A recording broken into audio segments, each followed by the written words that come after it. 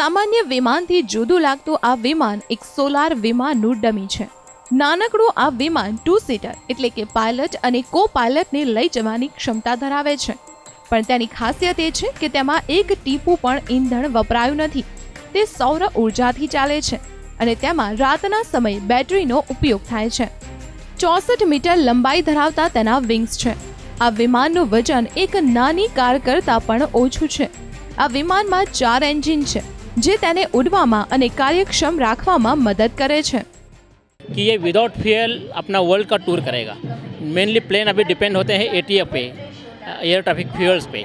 अभी उसको अपने को अवॉइड करना है और रिन्यूएबल एनर्जी पे जाना है। तो सोलर एनर्जी से ये जो प्लेन है उड़ेगा।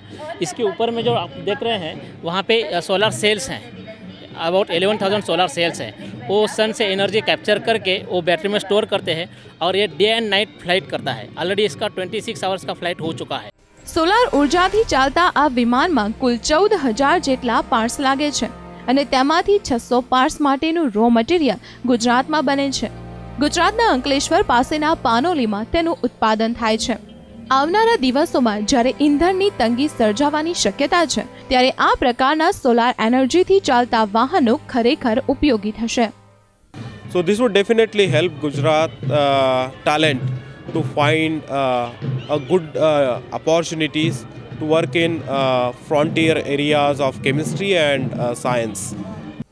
આ વિમાનનું લક્ષ્ય સોલાર એનર્જીના સહારે વર્લ્ડ ટૂર કરવાનું છે અને થોડા સમય બાદ વધુ મોટું બનાવીને પેસેન્જર વિમાન બની શકે તે રીતે તેને વિકસાવવાનું પણ લક્ષ્ય છે।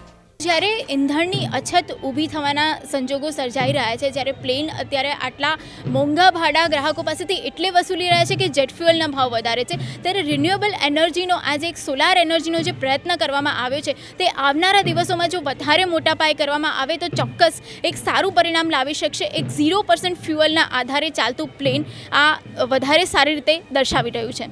કેમેરામેન મુકેશ ડોડિયા સાથે ચાર્મી સોની, સંદેશ ન્યૂઝ, ગાંધીનગર।